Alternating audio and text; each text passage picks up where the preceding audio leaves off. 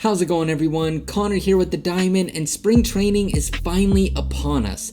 The most wonderful time of year. Boo! Anyway, as I was saying, in today's episode, I'm going to be telling you why I'm so excited for the start of this new season, and why you should be just as excited for the spring. Boo! Your takes suck. Who are you? Oh, hey, I'm a heckler. So, why are you here? Well, I just need to get some practice in before they start letting fans back into the ballpark again. And you seem like a good target. Well, can't you go anywhere else and do that? I mean, I'm kind of in the middle of something here. Oh, yeah. It's so important, right? You rambling on for 10 minutes about spring training. Nobody cares, dude. Well, maybe you're just not looking at things from the right perspective. Well, maybe you're the one with a bad perspective considering your head's up your... Okay. You don't need to finish that sentence, but let me make a deal with you, okay?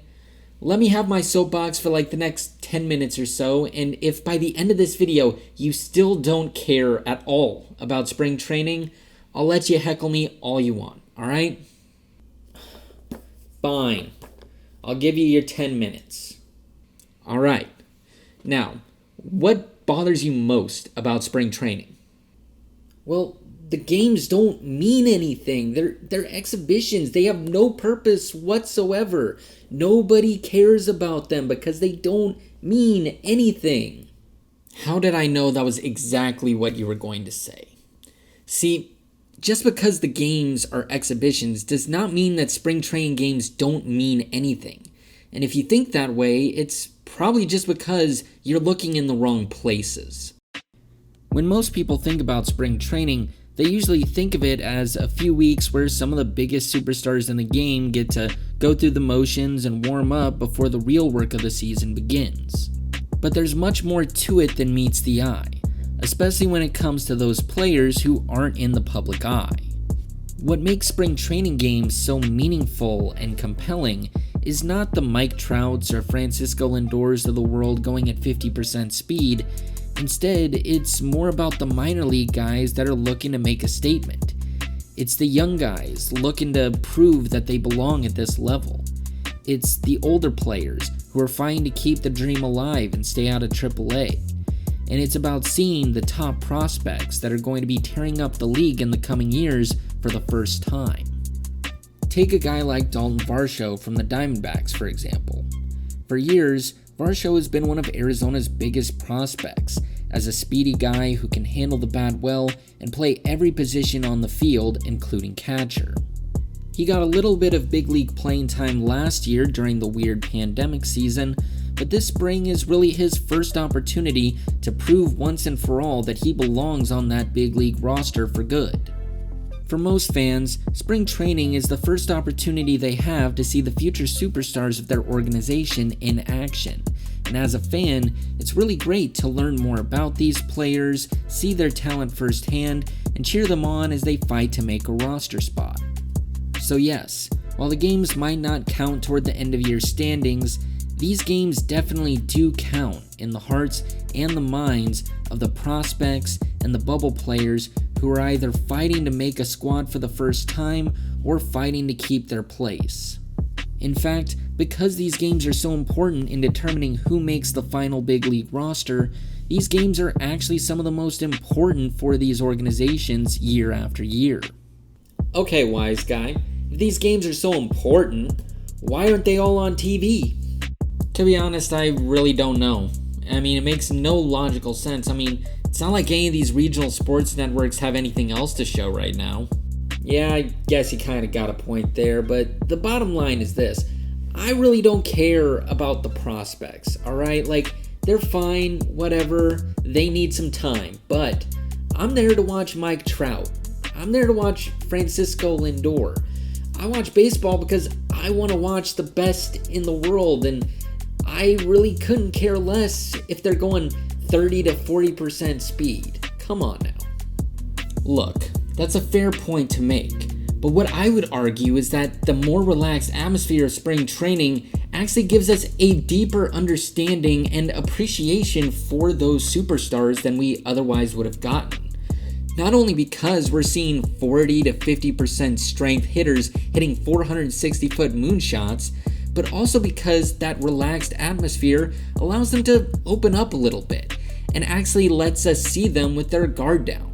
So we get to learn more about them and get closer to them than ever before, not only in person, but also on the broadcasts themselves. One of my favorite things that broadcasters have been doing in recent years during spring training is miking up the players and conducting in-game interviews with those players and their managers. Not only do these interviews make you feel closer to the game than ever before and give you an idea of what it's like to be out in center field, but it also helps you see the game from a new perspective by giving you new insight into the players and the managers who play and call the games. If these games weren't exhibitions and we were in the middle of the season, obviously broadcasters would know better than to try and mess with Anthony Rizzo in the middle of a game. But because of the unique and laid-back nature of spring training, we get these amazing interviews that are funny, insightful, and really help you learn more about how these players approach the game and how they are as people off the field. And that level of closeness to the game and its players isn't limited to TV broadcasts. In fact, I would say it's even more accentuated when you're actually at those games in person.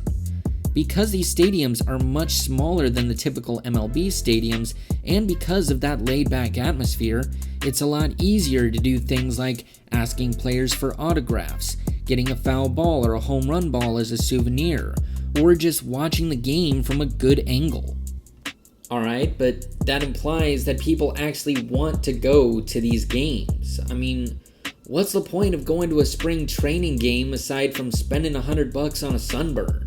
Well, one, because we've gone 4 months without any real baseball, at least at the professional level, and two, because for many fans out there, spring training is their only opportunity to actually see their team live and in person. For the fans who live in Florida or Arizona, or the tourists who come down just to see spring training, they truly get a unique experience watching spring training games, for many of the reasons that I explained earlier. The closeness to the game, the laid-back atmosphere, and the ability to see some of the future superstars of the game as well as the current ones.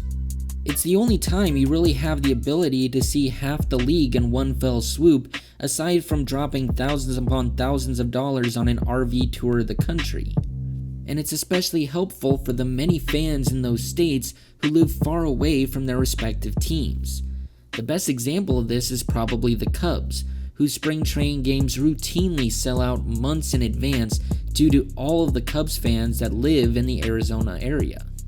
To put it simply, spring training is a wonderful and unique experience that you really can't get anywhere else in the baseball universe, and that's what makes these games so special for the fans and for the sport as a whole. Now, of course, there are a lot of things that I love about it, but for the most part, those are the 3 key things that I love about spring training so much, and why I look forward to it every single season. So, fine, you got me. I mean, I can see what people see in it, and I can see why some people might care. I told you. Listen, I think there's actually a game going right now. Would you want to watch it with me? Sure. Just give me a second, would you? I kind of got to finish something up here. All right. I'll go get the popcorn ready. Alright, well that's going to do it for this edition of the Baseball Vlog. Thank you so much for watching. If you like what you saw, be sure to like this video and subscribe down below. If you want to check out more of our content, you can check out more using the link right next to me. Or if you just want to see some more baseball videos, we've curated some of our favorites in a playlist down below. As always, you can find us online at readthediamond.com or on Facebook, Twitter, and Instagram at TheDiamondUS. Thank you so much for watching, and we'll see you next time.